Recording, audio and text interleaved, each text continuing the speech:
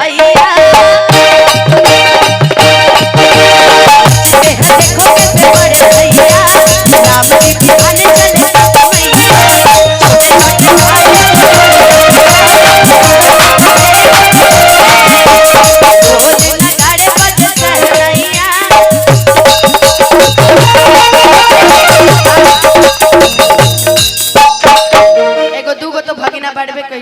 एगो और भगिना जी के तरफ से आशीर्वाद।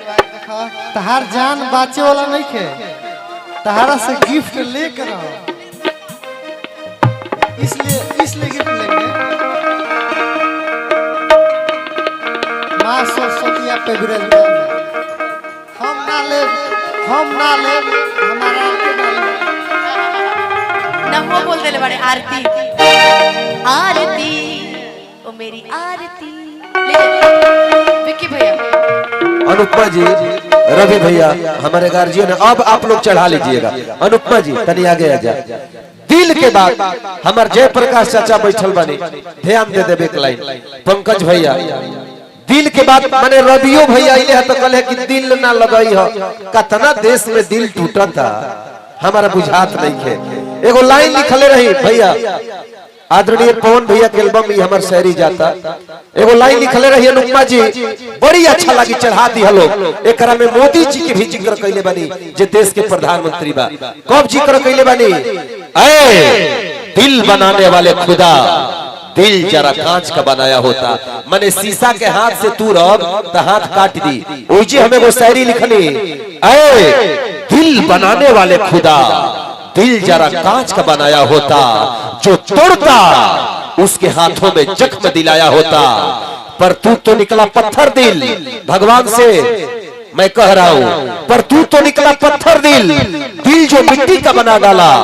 अब तुझसे शिकायत क्या करो, अब तो उम्मीद लगाए बैठे हैं।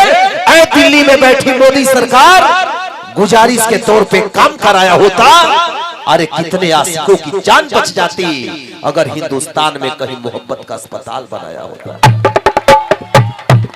और ये शेर आप लोगों को सुनने को मिलेगा। रवि भैया की शादी है 30 तारीख को पटना में, हम सभी को आना है। लेकिन अनुपमा जी आपकी जैसी लड़की अगर दिल तोड़ देगी तो गजब का बात आता है। लेकिन वो बात मैं नहीं कहूंगा। सहमति रख ली तूने मुझे गैर बताने में, आजकल अपना भी तुझे खैर नहीं लगता। अनुपमा जी सहमति रख ली तूने गैर जताने में, आजकल अपना भी तुझे खैर नहीं लगता। तुझे पहचानने से नकार रही है ये आवाम, इनकी बातों से ये तेरा शहर नहीं लगता। और मैं भी मारने की हिमाकत करता तुझे, पर सुना है तेरे जिस्म को कोई जहर नहीं लगता। एक गीत और सुना दीजिए आप। हाँ भैया,